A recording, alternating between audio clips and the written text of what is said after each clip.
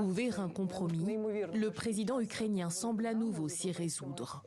Dans une interview accordée à des médias européens et ukrainiens dans la nuit de lundi à mardi, Volodymyr Zelensky s'est dit prêt à négocier personnellement avec son homologue russe sur la Crimée ou encore le Donbass, sous certaines conditions. Pour trouver une issue, il nous faudra ce premier pas, des garanties de sécurité et la fin des hostilités. Nous résoudrons le problème des territoires temporairement occupés. Nous devons le résoudre, mais après la fin de la guerre. Pourquoi? Parce que la situation est tendue, très tendue. Depuis le début de l'invasion russe, plusieurs sessions de tractation se sont déroulées entre Kiev et Moscou, sans grand résultat.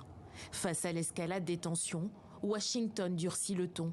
Le président américain Joe Biden a mis en garde Vladimir Poutine contre toute utilisation d'armes chimiques ou biologiques en Ukraine, en réponse aux sanctions occidentales.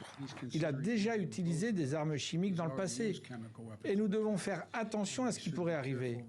Il sait qu'il y aura de graves conséquences à cause du front uni de l'OTAN, mais le fait est que la menace est réelle.